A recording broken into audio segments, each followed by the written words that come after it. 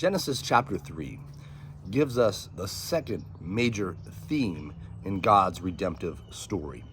We must remember the biblical writers are writing for a purpose. Okay, they're writing to describe what God is doing. So they don't tell you every detail of everything that ever happened in the world. They're trying to give you a big overview of what happened and where we're going. And so the four major themes are creation, which we looked at in Genesis 1 and 2, the fall, which we're going to look at today in Genesis 3, and then we're going to see, even in Genesis 3, the promise of redemption, which is most of the biblical story.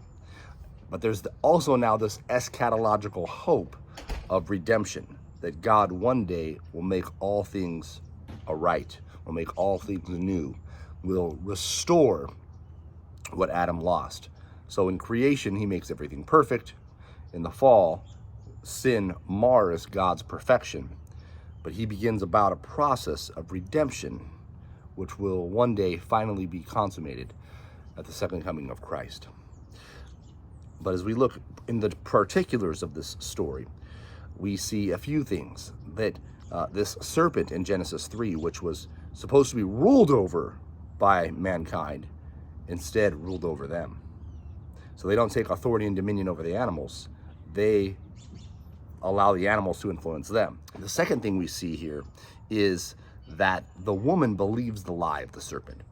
She doesn't believe God, that this is a promise of eschatological hope, that if you obey me, you will live forever. She believes the serpent, that maybe God doesn't have her best intent in mind, that maybe God doesn't want her to be like him.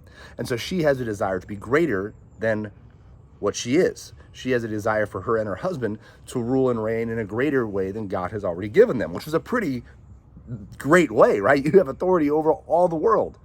But she isn't content with that. And it points to humans' incontentness. And it's not just her, it's Adam, who also takes and eats of it, in a certain sense, knowingly. It says the woman is deceived. He does this for whatever reason.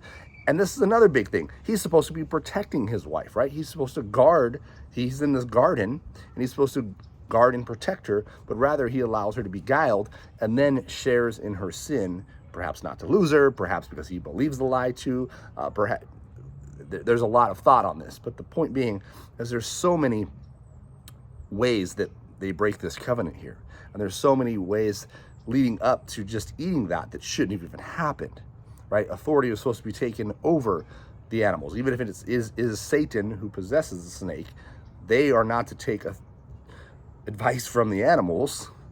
They are to take dominion and authority over. So they lose their right role. They lose their right authority. They try to take authority that's not their own. And they ultimately bring about a curse on all mankind. Tomorrow we'll talk a little bit about the story of redemption. But let us apply these truths to us today.